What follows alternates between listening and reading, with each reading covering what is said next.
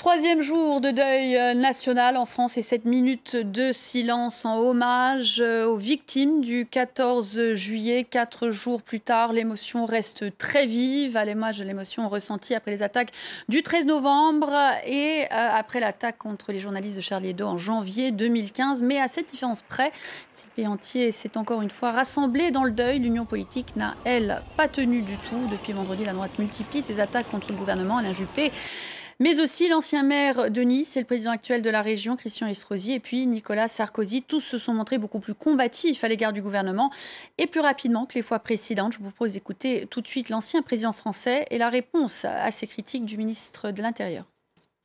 Est-ce que demain on est en sécurité? Est-ce qu'on sera en sécurité avec nos enfants? Est-ce qu'on peut sortir dans la rue? Alors si, pour vous, la démocratie, c'est l'absence totale de débat. J'ai été chef de l'État. Je sais que le risque zéro n'existe pas. Je le sais parfaitement. Et je sais qu'on ne se bat pas et qu'on ne se déchire pas alors que des victimes n'ont pas encore été enterrées. Mais je veux dire, parce que c'est la vérité, que tout ce qui aurait dû être fait depuis 18 mois, vous m'entendez, ne l'a pas été. Face à cette situation, de rappeler l'obligation de recueillement, de rassemblement du pays, mais aussi, pour ceux qui ont une parole publique, l'obligation de dignité et de vérité.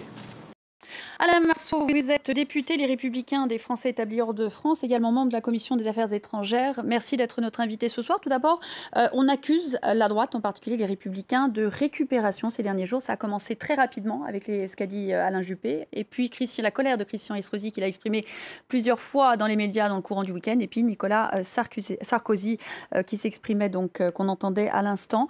Êtes-vous coupable, sont les Républicains coupables de récupération politique ? Écoutez, je crois que c'est la surprise des journalistes qui me surprend. Nous sommes quand même, en un an et demi, à près de 250 morts par attentat commis dans les rues de Paris et de province. 250 morts pratiquement. Et on voudrait effectivement nous appeler systématiquement à la grande union nationale qui arrange bien les socialistes. Je me pose la question, quelle aurait été l'attitude des socialistes si effectivement il ne s'était rien passé, et si sous la droite, effectivement, on avait eu ce genre d'opération. Souvenez-vous un peu, lors de l'affaire Mera, comme tous les socialistes, y compris le premier d'entre eux, M. Hollande, a pu être critique à l'égard du gouvernement, ce qui méritait peut-être de l'être.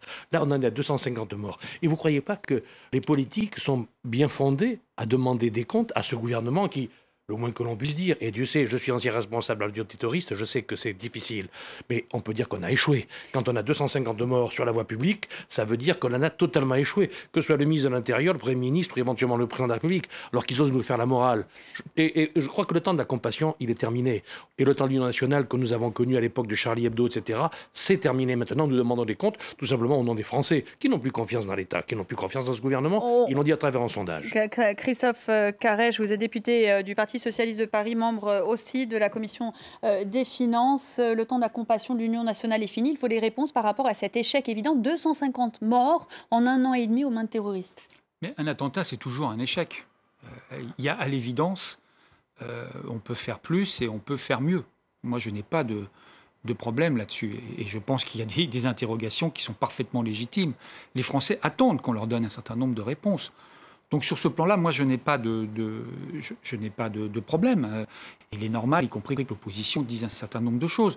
J'ai plus de problèmes lorsque cette critique, elle vise uniquement à, comment dirais-je, à mettre en cause l'action du gouvernement et l'action de l'État, comme si nous n'avons rien fait depuis que les attentats ont commencé. Or, moi, j'ai le sentiment qu'il y a eu quand même un travail considérable de fait, qu'il y a eu une mise à niveau de nos services, que ce soit les services de police, les services de renseignement. Peut-être qu'on peut encore mieux faire et améliorer. Il y a eu une commission d'enquête, d'ailleurs, qui a fait un rapport que je trouve intéressant. Vous en faisiez partie, je crois, Monsieur Marceau. Donc tout cela ne me pose pas de problème. Mais ce qui est vrai, c'est qu'on a le sentiment d'une surenchère politique, d'une polémique politique. Je pense notamment à Monsieur Estrosi, alors qu'il est quand même, comme premier adjoint du maire de Nice, un des organisateurs de cet événement.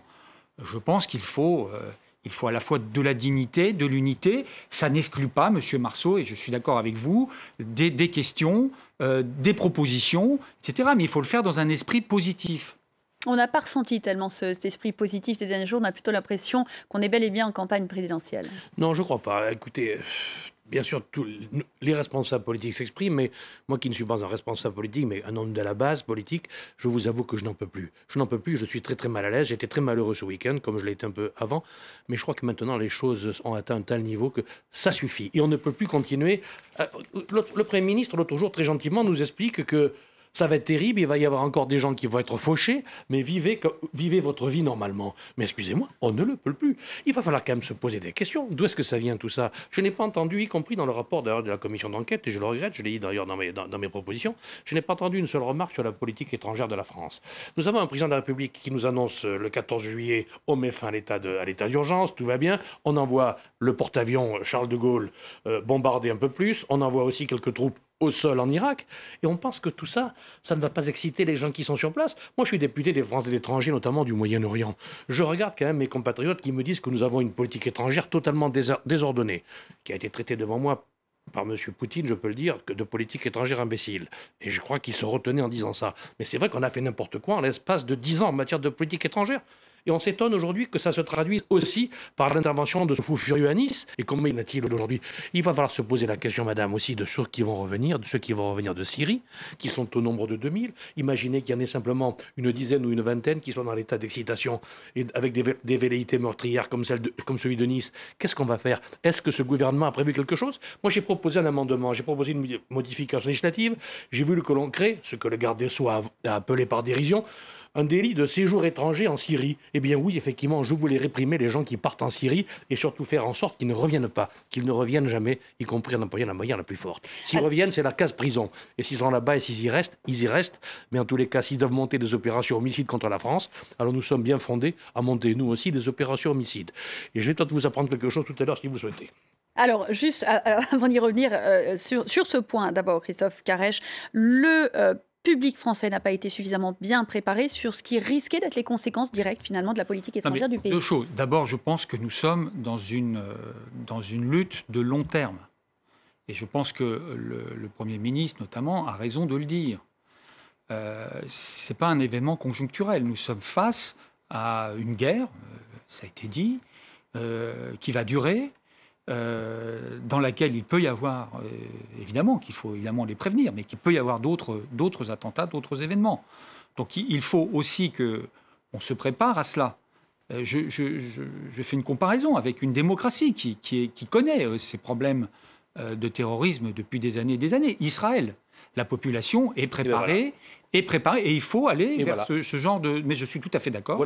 Il faut aller vers ce genre de choses. La population est préparée, elle est conditionnée, entre guillemets, au bon sens du terme, à faire face à des événements extrêmement violents. La deuxième chose que je voudrais dire, c'est que à Nice, quand même, précisément, le terroriste n'avait pas été en Syrie, n'était pas fiché S, c'est-à-dire n'était pas dans les radars, ni du renseignement, ni de l'antiterrorisme.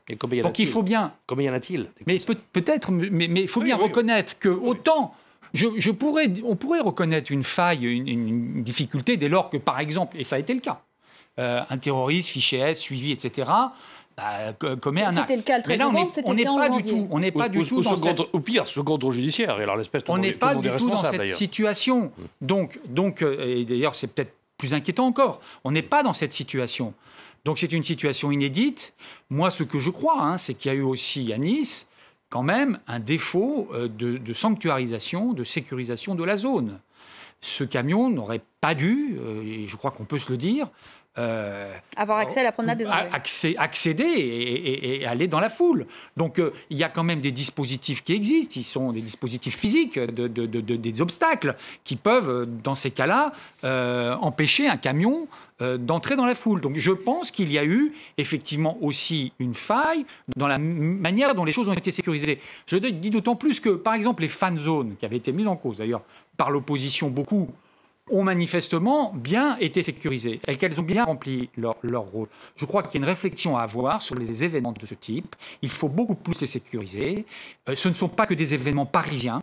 Et je pense que peut-être certains se sont dit, ça se passe à Paris, ça se passe pas chez nous. Et donc là, il y a une culture quand même de la sécurité, etc., qui ne me paraît pas encore suffisamment partagée dans notre pays. Si vous le permettez, M. Caresche, nous avons deux derniers attentats ça fait en gros, ça fait 200 morts.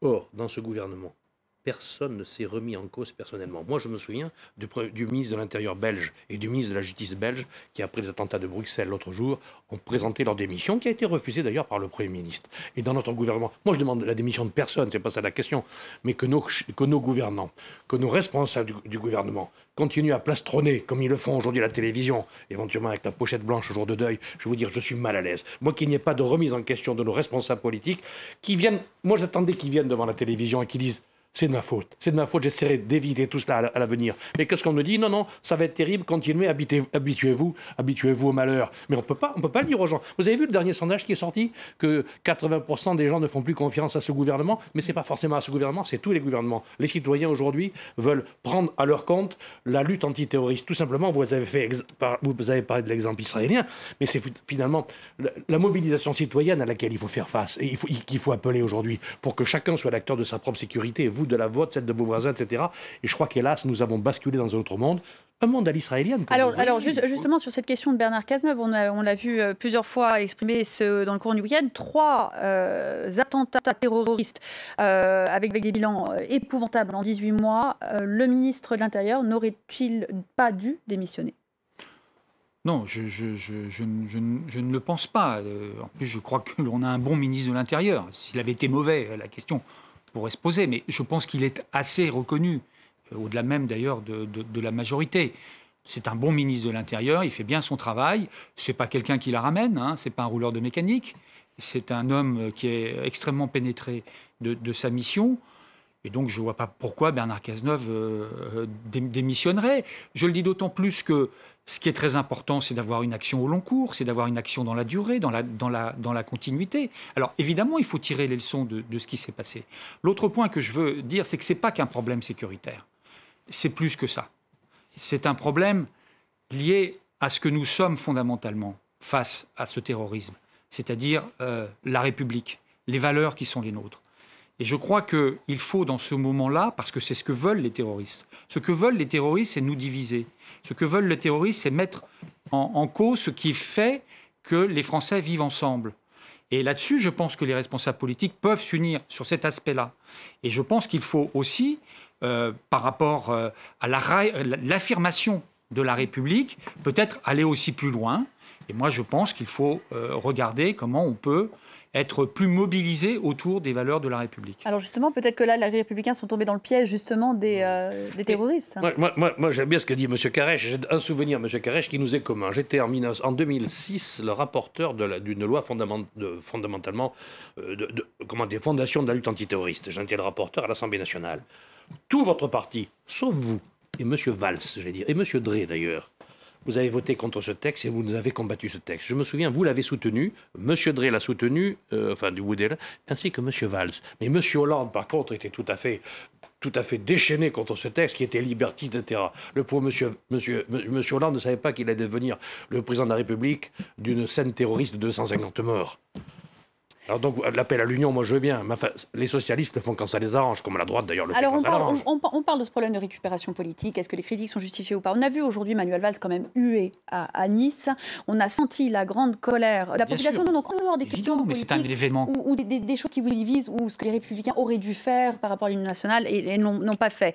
Il y a cette colère qu'on n'avait pas ressentie après Charlie Hebdo et après le 13 novembre. C'est un changement? Est-ce que c'est une mesure, selon vous, de ce plus grand sentiment de vulnérabilité que nous avons par rapport à un profil inédit, quelqu'un que les services auraient du mal à repérer bien avant l'attentat? Non, mais c'est une épreuve pour le pays, d'abord. Et je comprends, moi... Les gens en ont marre. Mais bien sûr, les interrogations, la colère, enfin, c'est une des épreuves les plus graves que la France connaît, au moins depuis la guerre d'Algérie. On a connu ça pendant la guerre d'Algérie, mais pas même dans les années 80. M. Marceau était juge antiterroriste à ce moment-là, il connaît ça beaucoup mieux que moi. On n'a pas connu... Les 3-4 morts par-ci, par-là. Oui, on n'a pas connu des événements de cette nature, de cette ampleur. Donc c'est une épreuve terrible. Et c'est une épreuve pour les gouvernants, mais ils sont là pour ça. Et donc il faut l'assumer. Quand Manuel Valls se fait siffler, à la fois, je trouve ça évidemment un peu injuste par rapport à ce qu'il a fait. Mais en même temps, c'est normal. C'est normal. Il faut comprendre ces gens. Enfin, c'est une tragédie qui s'est déroulée là. Ce sont des enfants. Ce sont des... Bon, donc, bien sûr, et moi,